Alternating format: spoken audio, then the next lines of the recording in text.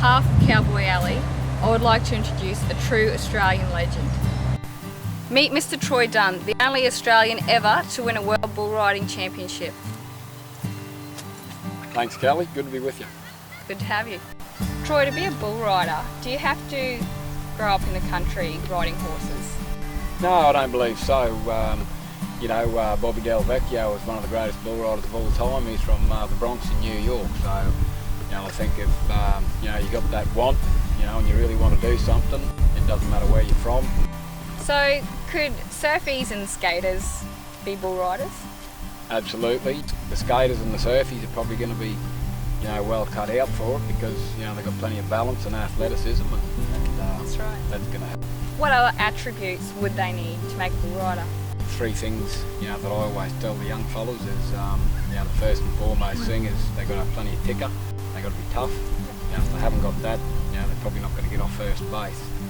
The other two most important things is attitude and discipline. It all ties in together.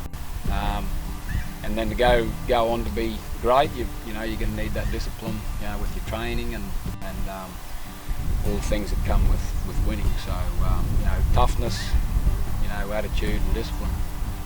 So what would you say to young people who are considering bull riding as a sport and a career? Well, I would say, to go for it because, I think it's important that you pursue something you're passionate about. Is there good money in bull riding? In Australia, it's not so good.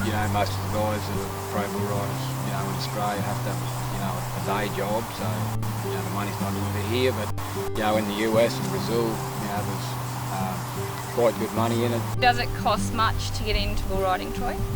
No, not particularly, not compared to other sports. It probably cost you $1,000, by the time you get all the gear. But the main thing it's going to cost you is time because you have to put a lot of time into it. And, practicing and riding a lot of bulls. So the time's going to be the expense, I guess. So how dangerous is bull riding, Troy? It can be fairly dangerous, Kelly.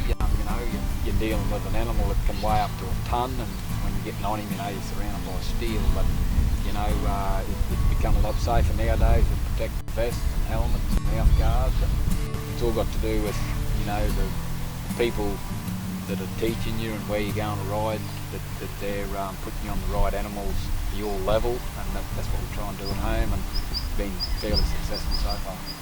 For young people watching this, what steps would you suggest for them to become a bull rider?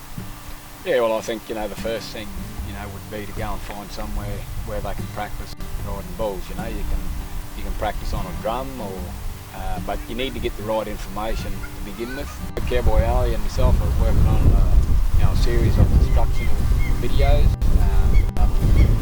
that pretty much go through the whole process, learn to ride bulls from, beginners through to the pros and everything that comes in between. And can they email you? That's right, they can email and we can respond to their questions as well as they can send in videos of their rides. The bull that most Australians know, Troy, was the mighty chainsaw. Did you ever draw him? Sure did, got on him 6 times. I think I slapped him the first time I got on him, so 1-5 on him. Troy, can girls be bull riders?